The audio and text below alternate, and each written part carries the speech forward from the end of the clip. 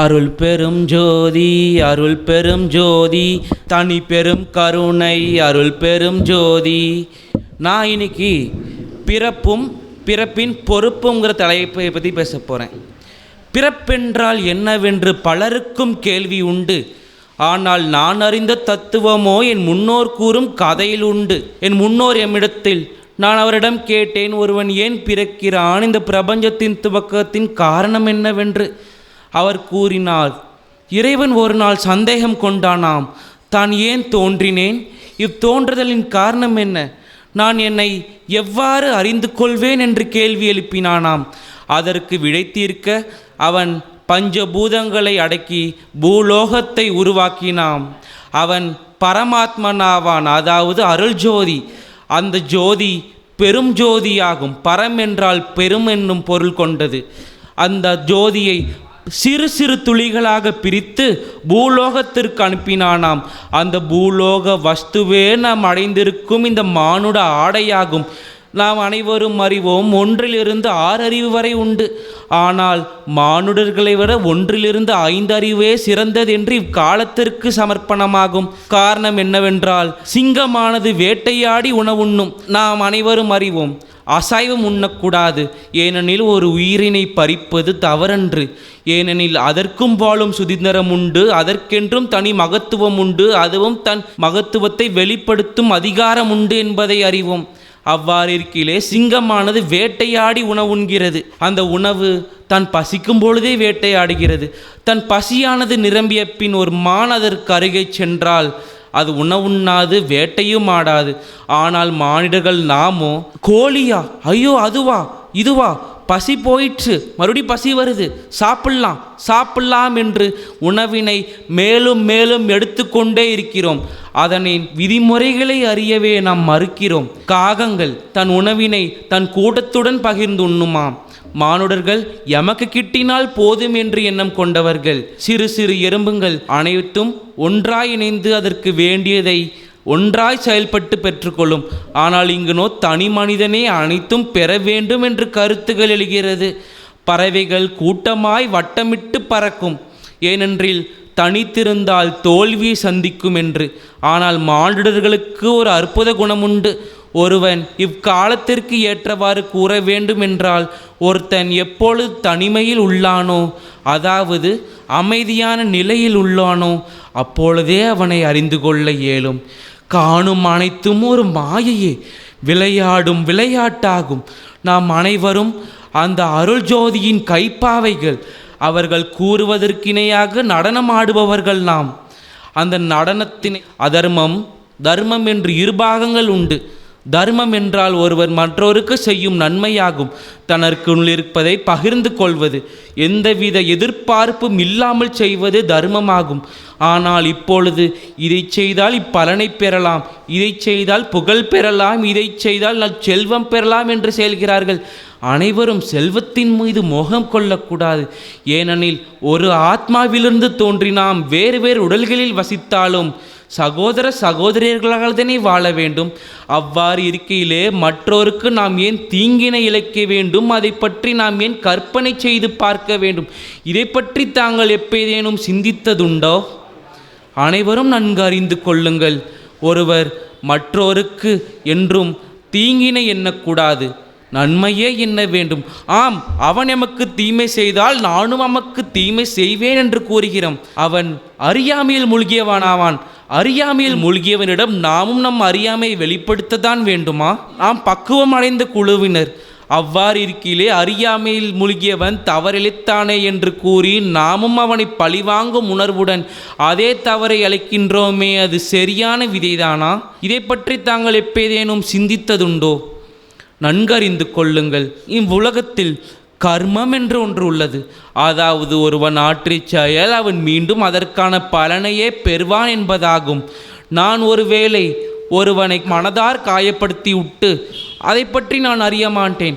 ஆனால் செல்லும் காலங்களிலே எமை இன்னொருவனும் மனதார காயப்படுத்துவான். அப்பொழுதே நான் அவ்நிலையை அறிந்து கொள்வேன். இவ்வுலகத்தில் பிறப்பென்பது தாயின் மூலம் நாம் தோன்றுகிறோம். தாய்க்கு இணையான இன்னொரு ஜீவியும் உண்டு, அது மண்ணாகும். ஏன் நான் தாயை மண்ணிடம் குறிப்பிடுகிறேன் என்று தாங்கள் சிந்திப்பீர்களா? மண்ணானது தனக்குள் விதைக்கப்படும் விதையை பெரும் விருட்சமாய் வளரச் செய்து பல ஆண்டுகள் காத்து வருகிறது. தன் வேரினை ஆழமாக பிடித்து பெரும் விருட்சமாய் வளர்ந்த அந்த மரத்தை பலருக்கும் கனிகளை தர உதவுகிறது. அதேபோல் ஒரு தாயும் தன் புத்திரர்களிடமோ ஒன்றையே எதிர்பார்ப்பார்கள். என் புத்திரன், என் மகள் பெரும் விருட்சமாய் வளர வேண்டும், சுற்றியிருப்பவர்களுக்கு கனியை வழங்க வேண்டும். மானுட கனியானது ஞானமாகும். ஒருவன் பெற்ற ஞானத்தை தனக்குள்ளே வைத்து கொள்ளாமல் சுற்றியிருப்பவர்களிடம் பகிர வேண்டும். இவ்விரண்டில் இன்னொன்றும் உண்டு, குரு மற்றும் ஆசான். இதற்கான வேறுபாடுகளை கூறுகிறேன். குருவானவன் அனைத்து ஞானங்களையும் பெற்றவனாவான். அவன் தன் ஞானத்தை வியாபாரம் செய்ய மாட்டான். மாறாக சுற்றியிருப்பவர்களுக்கு அதை பரிசென்று கூறுவதற்கு பதில் தானமாக அளிப்பான். பலன் ஏதும் வேண்டமாட்டான். அவன் எண்ணம் ஒன்றே, தன் மூலம் ஞானம் பெற்றவர்கள் அவ்ஞானத்தை நல்முறையில் காக்க வேண்டுமென்று. எந்த ஒரு குருவும் சீடனுக்கு போதனை புரிய மாட்டான். போதனை புரிவதால் பொருட்களையும் யாவரும் அறிந்து கொள்ள மாட்டனர். நான் தங்களுக்கு இப்பொழுது போதித்து கொண்டிருப்பதை யார் புரிந்து கொள்வார்? வாழ்வில் நான் கூறுவதை புரிந்து கொள்ள வேண்டுமெனில் அதற்கான அனுபவத்தை ஏற்கொள்ள வேண்டும். அந்த அனுபவத்தை மேற்கொண்டாலே அதற்கான புரிதல் வரும். குருவானவன் சீடருக்கு சோதனைகளை உருவாக்குவார். அவர் உருவாக்காவிடிலும் இயற்கையானது சோதனை கொடுத்துவிடும். அந்த சோதனையை அந்த சீடன் எதிர்கொள்ளும் பொழுது குருவானவர் இரு வழிகளை விளக்குவார். ஒன்று நன்மையை குறித்திருக்கும், இன்னொன்று தீமையை குறித்திருக்கும். அதற்கான பலன்களையும் அவர் கூறிவிடுவார். அந்த சீடனே தன் சிந்தையை கொண்டு அவனுக்கான வழியை அறிந்து கொள்ள வேண்டும். குருவானவன் அவ்வழியை கூறிவிட்டால் சீடனின் சிந்தனை எவ்விடம் செல்லும்? பின் சீடன் சிந்திக்கும் திறனை இழந்து விடுவான் அல்லவா? அவ்நிலை உருவாக குருவானவர் அனுமதிக்க மாட்டார். ஆனால் அவர் எவ்வித சீடர்களிடத்திலும் நேரடியாக பதிலும் உரைக்க மாட்டார். சோதனையின் பிரார்த்தத்தை மட்டுமே எடுத்துரைப்பார். அந்த சீடனே தன் சிந்தையை கொண்டு அதற்கான வழி அறிய வேண்டும். ஆசானானவனை பற்றியும் கூற வேண்டும். அவரும் அனைத்து மகத்துவன் ஞானத்தையும் அறிந்தவர், சீடர்களையும் நன்றாக கவனிப்பவர். ஆனால் அவன் தான் இயற்கையே ஞானம் போதிப்பது என்பதை அனைவரும் அறிவோம். ஞானமானது இயற்கையிலிருந்து தோன்றுவதாகும். வேறு எவ்வித சாஸ்திரங்களை படிக்கிறோம், வேதங்களை படிக்கிறோம், பற்பல புஸ்தகங்களை படிக்கிறோம். அதை எழுதியவன் நம் போல் வள்ளலாரும் உண்டு, மகாரிஷி வேதவியாசரும் உண்டு. இதுபோல் பற்பலர்களும் பற்பல புஸ்தகங்களை எழுதியுள்ளனர். அவர்கள் ஞானத்தை எவ்விடமிருந்து பெற்றார்கள்? இயற்கையிடமிருந்தல்லவா? அவர்கள் அதை வியாபாரம் செய்தார்களா? அல்லவே. சுற்றி இருப்பவர்களுக்கு தன் ஞானத்தை அல்லவா எடுத்துரைத்தார். அதே போல் ஒரு ஆசான் தன் ஞானத்தை வியாபாரம் செய்வான். தன் சுயநலம் அவன் போதிக்கும் ஞானத்தில் அடங்கியிருக்கும். அவன் அனைத்து உண்மையை அறிந்திருந்தாலும், அவன் ஞானமானது போதிக்கப்பட்டிருந்தாலும் அனைத்தும் அவன் சுயநலமே ஆகும். எவ்வித குருவும் சீடர்களிடமிருந்து தட்சணை பெற மாட்டார்கள். ஆனால் ஆசான்களோ தட்சணைக்காகவே கல்வியை போதிப்பார்கள். இங்கிருக்கும் பலருக்கு ஒரு சந்தேகம் உண்டு. தட்சணை பெறாவிடில் நான் எவ்வாறு என் குடும்பத்தை காப்பேன்? எவ்வாறு என் குடும்பத்தை நல் மார்க்கத்திற்கு எடுத்துச் செல்வேன்? அவர்களுக்கு வேண்டியதை நான் எவ்வாறு வழங்குவேன் என்று. ஒருவருக்கு உண்ணும் உணவு, உடுத்த ஆடை மற்றும் ஞானம் இருந்தால் போரும் பெரும் நிலையை அடையலாம். உண்ணும் உணவை நிலத்தில் விதை விதித்து அறுவடை செய்து உண்ணலாம். பின் இவ்விடத்தில் செல்வம் எவ்விடத்திலிருந்து தோன்றியது? ஞானம் இயற்கையின் மூலம் கிடைப்பதாகும். அவ்வாறு இருக்கையிலே இதில் செல்வம் எவ்விடத்தில் விளையாடுகிறது? உடுத்தும் ஆடையானது நான் கூறும் இவ்காலத்தில் அடைந்து கொண்டிருக்கும் ஆடைகளை பற்றி அல்ல, முன்னோர்கள் அடைந்த ஆடைகளை பற்றி. அவர்கள் காதியை ஆடையாக அணைவர். சிலர் புட்களையும் இலைகளையும் ஆடையாக அடைந்து கொள்வர். அனைத்தையும் இயற்கையின் பிராப்தத்தால் பெற்றது. அப்பிராப்தம் அனைத்தும் வழங்கியது. அவ்வாறு இருக்கையிலே நாம் ஏன் செல்வத்தின் மீது மோகம் கொள்ள வேண்டும்? வாழ்வில் செல்வம் பலருக்கும் இப்பொழுது தேவைப்படுகிறது. தன் மாய ஆசையை நிறைவேற்றி கொள்ள அனைவரும் ஒன்று நன்கு அறியுங்கள். நான் முன்பே கூறியது போல் தாம் காணும் அனைத்தும் ஏதும் உண்மையில்லை. அனைத்தும் ஒரு சுழற்சியாகும். அனைத்தும் ஒரு மாயை. தாம் காண்பது தம் மறு ரூபமே ஆகும். அதை அறிந்து கொள்ளுமா தாங்கள் மற்றொருக்கு தீங்கு செய்வதும் செல்வத்தை பிரட்டுவதிலும் உள்ளீர்கள்? தங்கள் புதல்வன் புதல்விக்காக எதிர்கால நலத்திற்காக செல்வத்தினை சேர்த்து வைக்கின்றேன் என்று கூறுகிறீர்களே, செல்வமானது அவருக்கு தேவைதானா? அவன் சுயமாக உழைத்து கொள்ளும் திறனற்றவன் என்று தாங்கள் எண்ணியா செல்வத்தை சேர்க்கிறீர்? அல்லவே, தம் வேண்டியதை அனுபவியுங்கள். தம் வேண்டிய செல்வத்தை எடுத்துக்கொண்டு இல்லாதோருக்கு தானம் அளியுங்கள். அனைத்து செல்வத்தையும் வைத்து கொண்டு என் செய்வோம்? நாம் மரணம் என்று ஒன்று இல்லை என்று கூறலாம். அனைத்து ஆத்மாவும் பிறப்பும் மரணமும் எற்றது. நாம் அடைந்திருக்கும் நிலையில் யாரும் வள்ளலார் போல் உடலுடன் செல்வதல்ல. ஏனெனில் பலரும் அம்மார்க்கத்தை அறிவதும் அல்ல. அதை அறிவது கடினமான ஒரு சூழலாகும். அவ்வாறு இருக்கையிலே உடலை நாம் மண்ணில் விட்டுத்தான் செல்கிறோம். உடலை மண்ணிற்கு சமர்ப்பித்து செல்லும் நாம் மீண்டும் இவ்வுலோகத்திற்கு வருகிறோம். ஆனால் இங்கு ஒன்று நன்கறிந்து கொள்ளுங்கள்.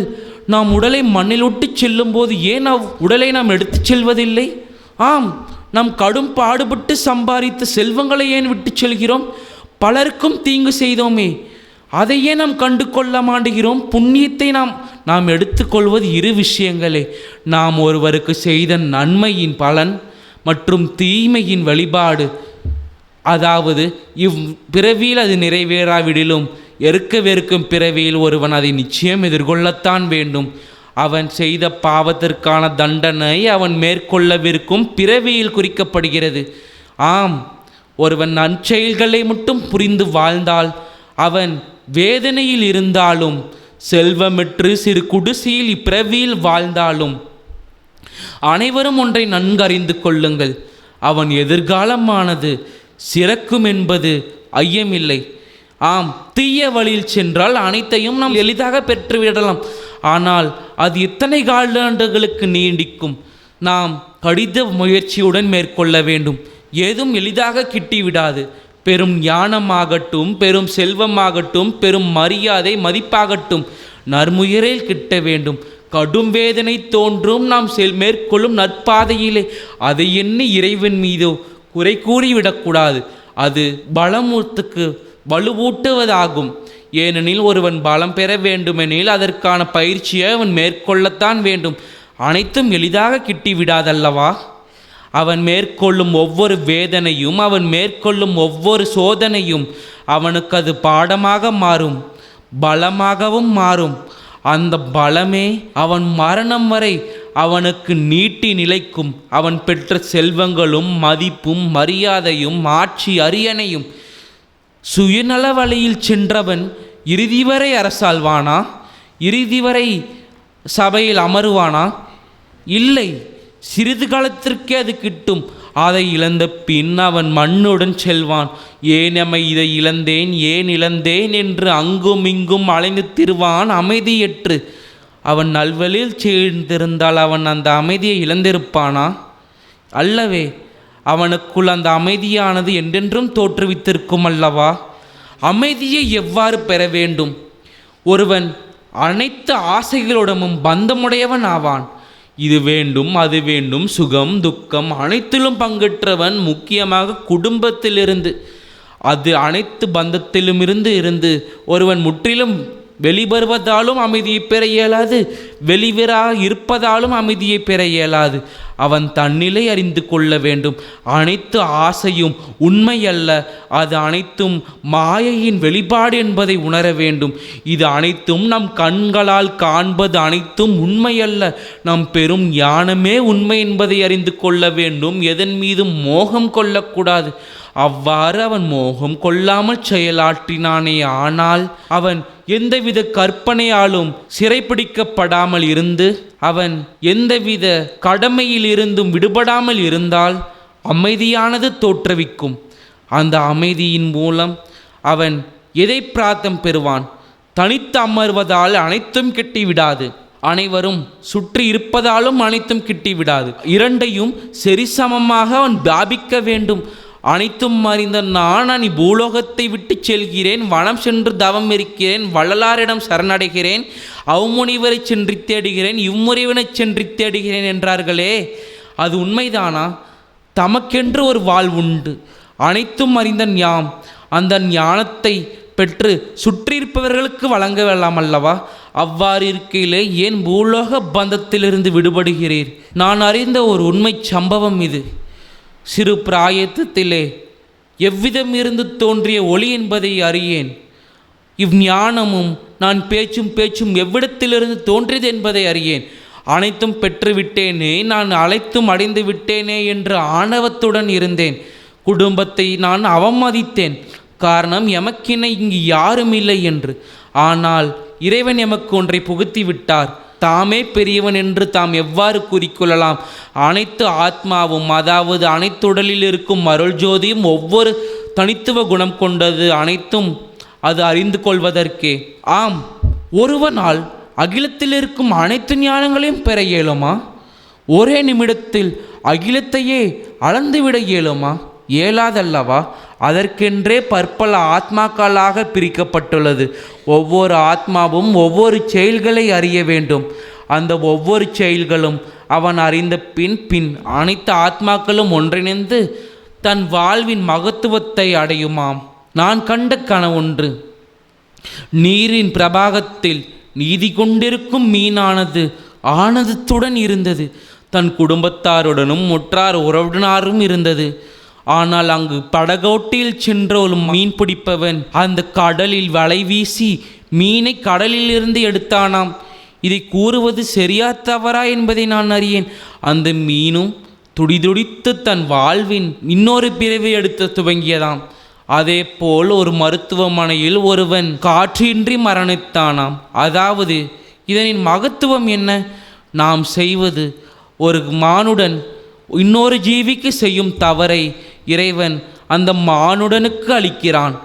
நான் கூறும் பொருளானது எவ்வாறு மானுடன் அந்த மீனுக்கு தீங்கு அளிக்கிறானோ அதே போல் நம் கர்மாவானது, அதாவது நம் ஆற்றிய செயலானது எதிர்காலத்தில் ஒதித்து நமக்கே தீங்களிக்கும் என்பதாகும். நாம் யாகங்கள் வளர்க்கிறோம், அதில் ஆகுதி இடுகிறோம், ஒரு உயிரை பலியிடுகிறோம், மரச்செடி கொடிகளை இடுகிறோம். ஆனால் இறைவன் அளித்ததை இறைவனுக்கே திருப்பி அளித்து விட்டு நான் தமக்கு ஆகுதி அளித்து விட்டேன், எமக்கு வேண்டியதை கொடு என்றால் இறைவன் கொடுப்பாரா? நாம் இறைவனிடமே அவர் அளித்ததை திருப்பி கொடுக்கிறோம். இறைவன் நமக்கு அளித்ததல்ல, இயற்கைக்கு அளித்தது. அதை நாம் சிறைபிடித்து நமக்கு சொந்தமாக்கி அதை ஆகுதி இடுகிறோம். அது தவறான செயல் அல்லவா? ஆகுதி என்பது ஏன் இட வேண்டும்? இறைவன் மானுடர்களிடமிருந்து ஏதும் வேண்டுவதில்லை. அருள் ஜோதியானது மன பக்தியையே வேண்டுகிறது. ஒருவன் மற்றோரிடம் சமர்ப்பணம் கொள்ள வேண்டும். எம்மிடம் முழுமையாக சமர்ப்பணம் அடைந்தால் நான் தமக்கு வழிகாட்டுவேன் என்று வள்ளலார் கூறுகிறார். அவ்வார்த்தைக்கு மதிப்பளிப்போம். அதாவது நாம் அனைத்தும் அறிந்திருந்தாலும் எவ்வித ஞானங்களை கற்றிருந்தாலும் ஆகுதிகள் ஆன இந்த சடங்குகளும் யாகங்களும் தவறானதே. யாகங்கள் தவறானது என்று கூறி பற்பல முனிவர்களை நாம் அவமதிக்கவில்லை. அவர்கள் மந்திரங்கள் போதித்தனர். அந்த மந்திரங்கள் எதை குறிக்கிறது? இறைவனின் புகழ் பாடுகிறதா? அல்ல, இறைவன் அளித்த அந்த இயற்கையின் மகத்துவத்தை எடுத்துரைக்கிறது. இம்மகத்துவத்தை நம் மனதில் எண்ணி நாம் ஆசையுடன் கூறும் வகையில் அவ்விடத்தில் தோன்றுவது புனிதமாகும். நம் ஆசை, அதாவது எதன் மீதும் ஆசை கொள்ளக்கூடாது என்பது சத்தியமெனில் நாம் ஏன் ஞானத்தின் மீது ஆசை கொள்கிறோம்? ஒருவன் ஞானத்தை அடைந்த பின் அந்த ஞானம் ஆசை இல்லை என்பதை உணர்வான். அந்த ஞானம் அவனுக்கு கிடைத்த தானம் என்பதை புரிந்து கொள்வான். அந்த தானமே அகிலத்தில் சிறந்த தானமாகும். அன்னதானத்தை பற்றி எடுத்துரைக்கிறேன், கேளுங்கள். இவ்வகிலத்திலே இந்த திரையிலே நம் போல் பற்பல காட்சிகளை காண்கிறோம். நான் முன்பே கூறியது போல் நாம் பார்ப்பது நம் மறு ரூபமே ஆகும். அவ்வாறு இருக்கையிலே தெருவில் நம் மறு ரூபங்கள் அன்னத்திற்கு வழியின்றி அடைக்கலத்திற்கு வழியின்றி தேடி அங்குமிங்கும் அலைகிறதே. அந்த நிகழ்வை நாம் எண்ணி பார்க்கலாம் அல்லவா? அவ்வாறு காண்பதில் நாம் காண்பது அனைத்தும் நம் மறு ரூபமே ஆகும், நம் மறு வடிவமே ஆகும், நம் அருள் ஜோதியே ஆகும்.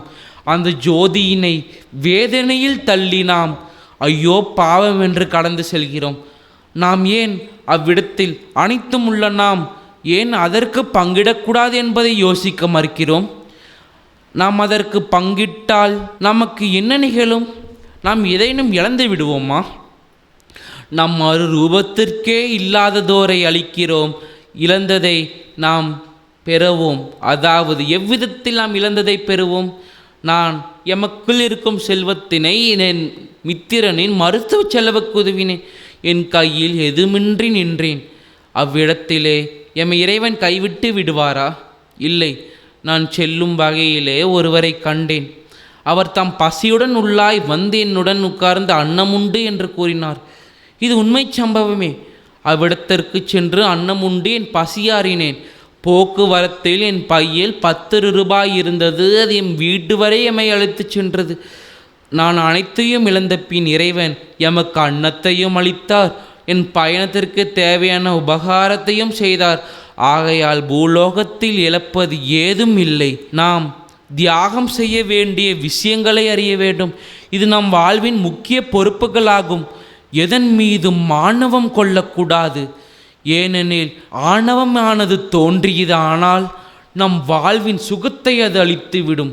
சுகமானது என்ன? ஏதேனும் கூறுங்கள். சுகமானது என்ன? நான் கூறுகிறேன், என் மனதில் தோன்றியதை. அனைத்தும் இழந்த ஒருவன் ஆண்டியாக திரிந்தானே, ஆனால் மனதில் எந்தவித ஆசையும் இல்லாமல், எந்தவித பொறாமை போட்டியும் இல்லாமல் அமைதியான மனநிலையிலே அமர்வானே, ஆனால் அதுவே சுகமாகும். பெரும் செல்வமோ நாம் சென்றும் பார்க்கும் பொற்காட்சிகளோ சுகமல்ல. அது நம் கண்முன் விளையாடப்படும் காட்சிகளாகும். நாம் பெறவிருக்கும் ஞானத்திற்கான சோதனையாகும். அதை நாம் ஏன் சுகமாக காண்கிறோம்? வேதனையானது, பசியானது நோய் என்பதை முன்னரே இங்கு வந்து சொற்பொழிவாளர்கள் கூறினர். அது உண்மையே. பசியானது நோயாகும்.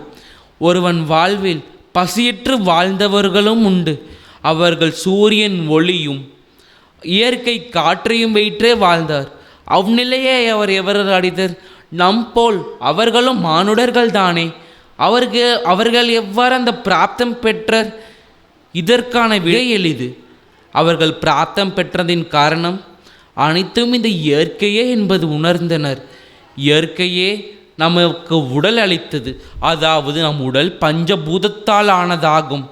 அந்த பஞ்சபூதமே ஒருவன் வாழ்வில் வேண்டியதை அளிக்கும். அவ்வாறு இருக்கையிலே இறைவன் படைத்ததை நாம் ஏன் அதன் மீது ஆதிக்கம் கொண்டு நாம் அதிகாரம் செலுத்துகிறோம்? அதன் மீது அதிகாரம் செலுத்த நாம் யார்? இதையும் தாங்கள் சிந்திக்க வேண்டும். அனைவருக்கும் பற்பல கேள்விகள் உண்டு வாழ்வின் சந்தேகத்தை பற்றி. அவ்கேள்விகளை தாங்கள் எந்தவித வேதனையும் இன்றி ஆழ் மனதுடன் எழுப்புங்கள். அந்த கேள்விகளை, அதற்கான விடையை தாங்கள் எளிதில் பெற்று விடுவீர். ஏனெனில் அனைத்து ஞானத்தையும் தமக்குள் அடைத்து வைத்திருக்கிறீர். அதை தாங்கள் நல்மறையில் வெளிக்கொண்டு வர வேண்டியது அவசியமான ஒன்றே. அகிலத்தில் சொர்க்கம் நரகம் என்று ஒன்று உள்ளதா? நான் ஒன்றை வினாவ எண்ணுகிறேன். அகிலத்திலானதில் சொர்க்கம் நரகம் என்று ஒன்று உள்ளதா? ஆம், உண்டு.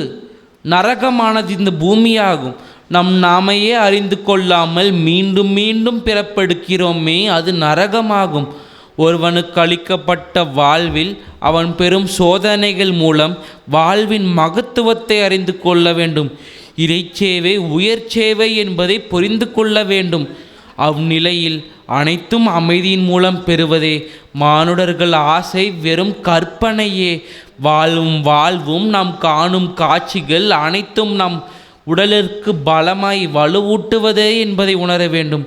அவ்வாறு உணர்ந்து கொண்டால் நாம் மீண்டும் அருள் ஜோதியிடமே நாம் இணைந்து விடுவோமாம். இது என் முன்னோர் கூறியது. ஆனால் சொர்க்கமானது அருள் ஜோதியுடன் இணைவது, நரகமானது மீண்டும் இப்புவியில் பிறப்பெடுத்து நம் கர்ம வினையை எதிர்கொள்வதாகும். நான் கூறுவது சத்தியம்தானே? நான் கூற வந்த வேறு சில பாடல்களும் உண்டு. நான் நீலகிரி என்று கருதப்படும் ஒரு மாவட்டத்தில் என் கல்வியினை நான் புரிந்தேன். அங்கு சுற்றியும் இயற்கை காட்சிகள்.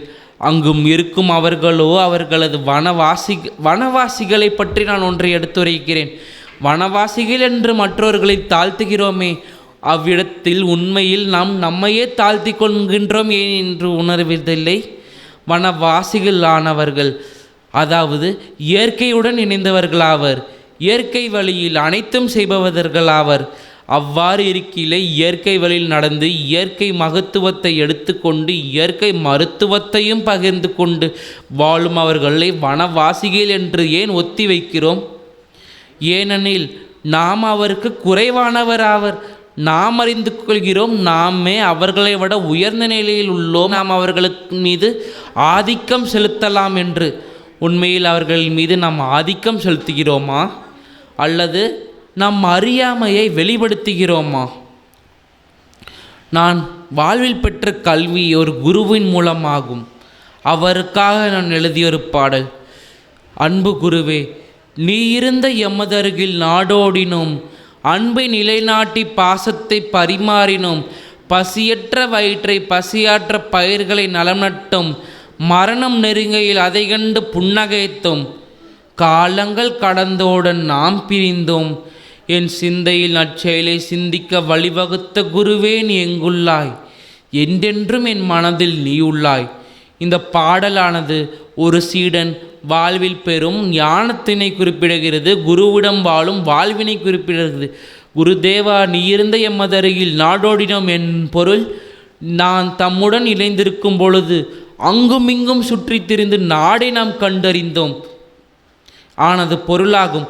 பசியற்ற வயிற்றை பசியாற்றினோம் என்று, பசியாற்ற வயிற்றை பசியாற்ற பயிர்களை நலம் நட்டோம் என்று கூறுகிறோம். அதாவது நமக்கு பசிக்கும் வேளையிலே மண்ணின் மூலம் பிரார்த்தம் பெற்றோம், பயிர்களை நட்டி அதை அறுவடை செய்து. அனைத்து மூத்தோர்களுக்கும் மரணத்தை கண்டு அஞ்சம் உண்டு. ஆனால் உண்மையில் மரணம் என்பது ஒன்று உள்ளதா? அல்ல. மரணம் என்பது ஏதுமில்லையே இவ்வறிவளிக்கிறது. மரணத்தை நாம் கண்டு புன்னகைத்தோம் என்பதாகும். ஒருவன் வாழ்வில் மரணிப்பது அல்ல, அவன் மீண்டும் தோன்றுவதாகும். அவன் வாழ்வை புதிதாக துவங்கும் ஒரு எண்ணமாகும். அவன் செய்த கர்ம வினைகளின் பிராப்தமாகும். அதை எண்ணி நாம் ஏன் வேதனையிட வேண்டும்? மரணத்தை கண்டு நாம் ஏன் அஞ்ச வேண்டும்? அது இயற்கை அல்லவா? இயற்கையால் பிறந்த நாம் இயற்கையால் நம் வாழ்வை மேற்கொள்ள வேண்டும் அல்லவா? அவ்வாறு இருக்கையில் ஒரு பகுதியை கண்டு நாம் அஞ்சி வதங்குவது சரிதானா?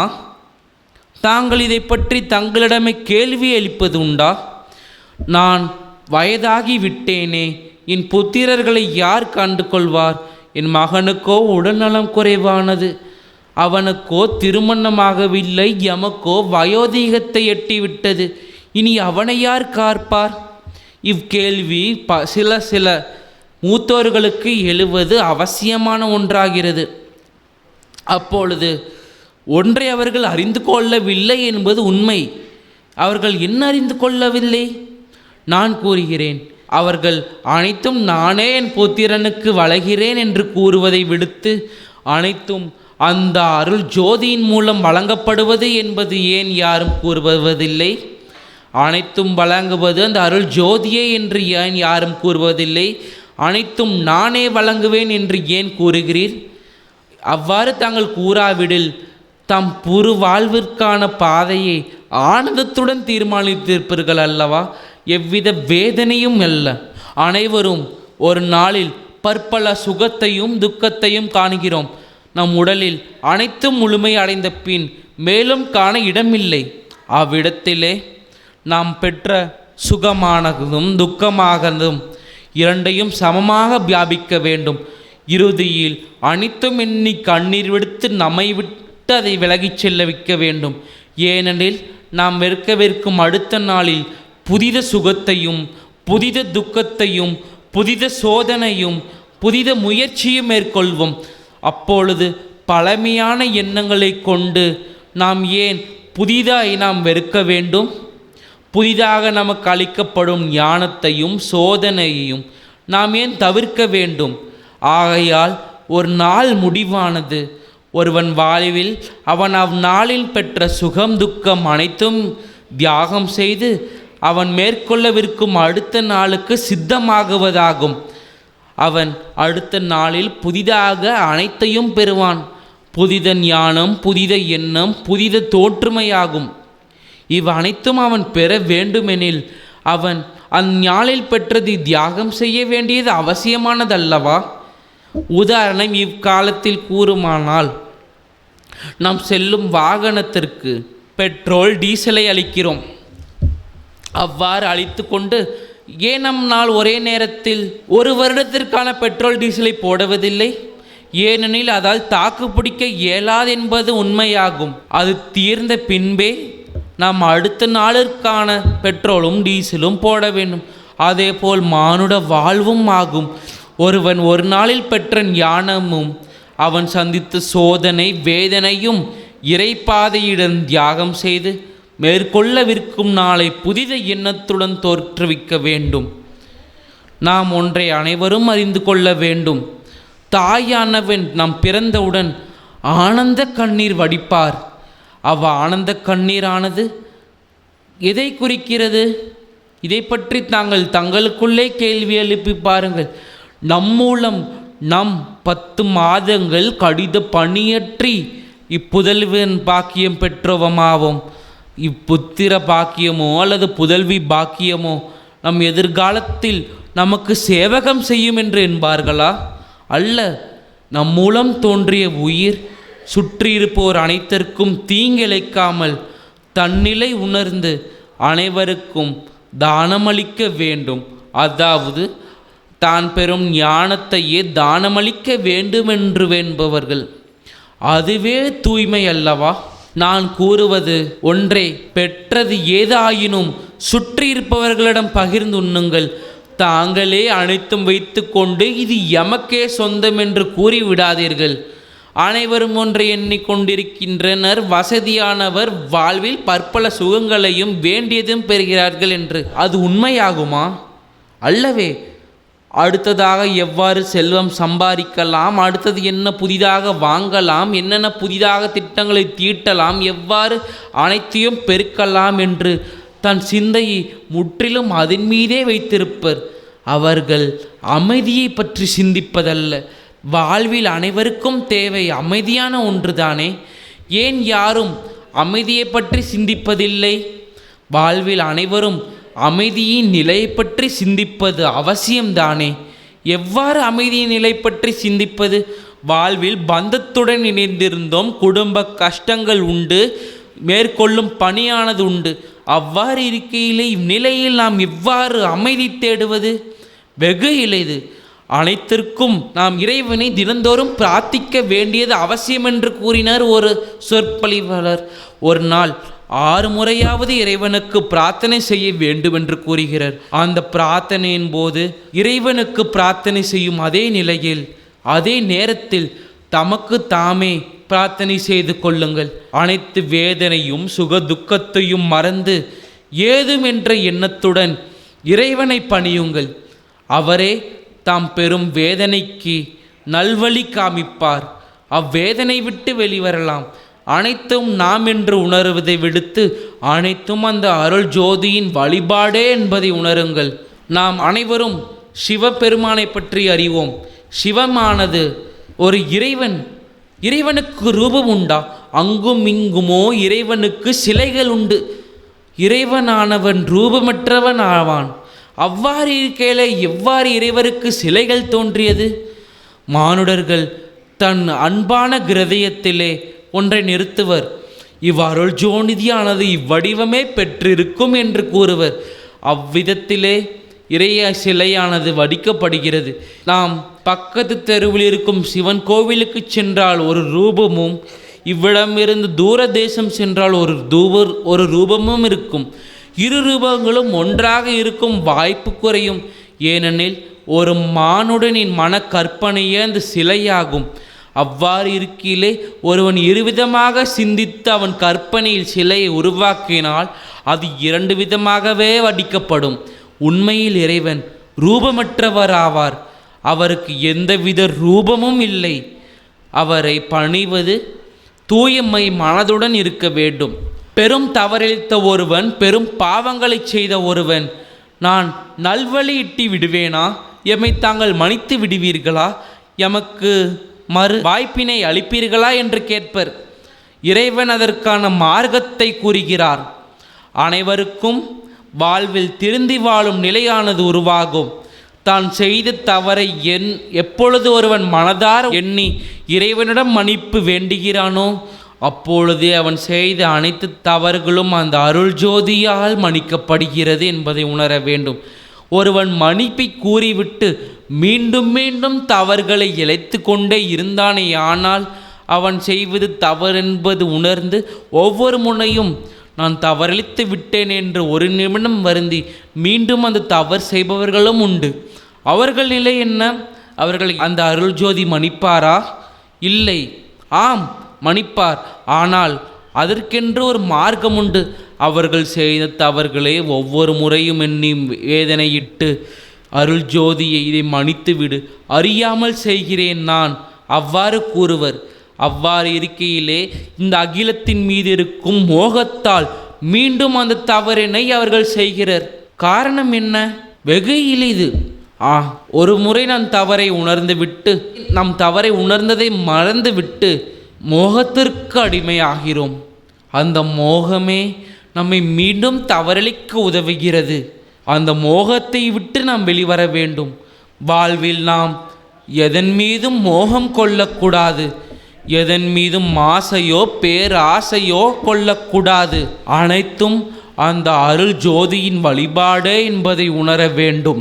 அதுவே தூய்மை எண்ணமாகும். ஒருவன் மேலும் மேலும் தவறளித்தால் அவன் தண்டிக்கப்படாவிடில் அந்த தவறினை அவன் உணரமாட்டான் என்பது பொருள் அல்ல. அவன் செய்த தவறை அவன் மறந்து விடுகிறான் என்பதே பொருளாகும். இவ்நிலையை கடந்து வர வேண்டுமெனில் ஒருவன் வாழ்வில் சோதனைகளையும் எதிர்கொள்வான். அவன் எதிர்காலத்திலே அவன் செய்த தவறு அவனுக்கு பிரதிபலிப்பனாக இருக்கும். அவனுக்கு மறுவடிவமாக அது காட்சியளிக்கும். அப்பொழுது அவனே அவ்நிலையில் சிக்கி விடுவான். நான் இவ்நிலையில் உள்ளதற்கு மற்றொரே காரணம் என்று கூறுகிறோமே, அது உண்மைதானா? நாம் செய்த தவறுக்கு மற்றொருதான் காரணமா? நாம் காரணம் இல்லையா? நாம் எவ்விதத்திலும் அதற்கு உடந்தை அல்லவா? அருள் ஜோதியானது அகிலத்தை வடிவமைக்கிறது. அனைத்து செயல்களையும் அது ஆற்றுகிறது. அதனுக்கு வழியில் நாம் நடக்கிறோம். அவ்வாறு இருக்கையிலே நாம் பெரும் வேதனையின் காரணமும் நாம் ஆகும். நாம் மாற்றி செயல்களே ஆகும். அனைத்து புண்ணியங்களையும் செய்து கொண்டிருந்து ஒருவன் வேதனை பெற்றானே ஆனால் அவன் வாழ்வில் வலு பெறுகிறான் என்பது பொருளாகும். அந்த வேதனையின் மூலம் அவன் உடலில் சக்தி பெறுகிறது, பலம் பெறுகிறது, எதையும் எதிர்கொள்ளும் மனோபலம் தோன்றுகிறது என்றதாகும். அது அவனுக்கு கிடைத்த தண்டனை அல்ல, அவன் மேலும் ஞானம் கற்பதற்கு ஒரு வழியாகும். பின் தீயோருக்கு வேதனை வந்தால் அதனின் பொருள் என்ன? அவன் வலிமையை இழந்தவனாவான். ஏதுமின்றி வலிமையை கடுமையான நிலையில் அவனுக்கு ஊட்டினாலும் அதை மகத்துவத்தை அறியாதவனாவான். அவ்வாறு கீழே தவறு விளைந்தவன் தண்டிக்கப்பட்டால் அவன் தவறையே உணர்வானை தவிர அவனுக்கான பல பிரார்த்தத்தை பெறமாட்டான். ஏறேனும் இன்னொரு விஷயத்தை கூற எண்ணுகிறேன். நான் கண்ட ஒரு காட்சியாகும் அது. ஒரு தெருவில் நடந்து கொண்டு இருக்கும் பொழுது ஒரு சிறுமியானவள் எம்மை கடந்து சென்றாள். அவள் ஒரு சிறு குடிசையில் வாழ்கிறாள். எந்தவித சுக துக்கமும் அவளிடம் இல்லை. அவளை கண்டவுடனே எமக்கு பாவம் தோன்றியது. ஏதேனும் உதவ வேண்டும் என்று அவளை சென்று நான் கண்டேன். அவர் தந்தையை இழந்தவர், தாயை இழந்தவர். அவளுக்கு ஒரு சகோதரனை உண்டு. அந்த சகோதரனை வளர்த்தி வருகிறாள். சிறு குடிசையிலே பெற்றோர்களை இழந்த மகளிடம் சென்று தமக்கு எவ்வித குறை ஏற்பட்டாலும் நான் தமக்கு தமையனாக இருந்ததை விளக்கட்டுமா என்று கேட்டேன். அதற்கு அவள் கூறினாள், எம் ஒருவளுக்கு தாங்கள் தமையனாக இருந்து எம் வேதனையை விரட்டுவீர். ஆனால் என் போல் பலர் உண்டல்லவா, அவர்களது நிலை என்னாகும்? நான் ஒன்றை அறிந்து கொண்டேன். எவ்வித சோகத்தையும் துக்கத்தையும் இருந்தாலும் எனக்குள் இருக்கும் அமைதியையும் மனோபலத்தையும் நான் இழக்கவில்லை. தாம் உதவியை நான் ஏற்பேன். அதே அச்சமயத்தில் தாங்கள் எமக்கு அதிகமாக உதவினால் அதில் எம்போல் வாடுபவருக்கு நான் அளிப்பேன் என்று கூறினாள். அவ்வறுமையிலும் எமக்கு வேண்டியதை நான் எடுத்துக்கொண்டு அதற்கு மேலும் இருப்பதை என்மை எதிர்காலத்துக்கு சேர்க்காமல் எம்போல் வாடுபவர்களுக்கு அளிப்பேன் என்று கூறினாளே, அங்கு அவள் மகத்துவம் பெறுகிறாள். அவள் அவ்நிலையிலும் அவ்வித கடும் சோதனையிலும் தனக்குள் இருக்கும் அமைதியை அவள் இழக்கவே இல்லையே. ஏன் அவள் அமைதியை இழக்கவில்லை? அதற்கு காரணம் அவன் அந்த அருள் ஜோதியின் மீதும் இந்த பிரபஞ்சத்தின் மீது கொண்டிருக்கும் நம்பிக்கையாகும்.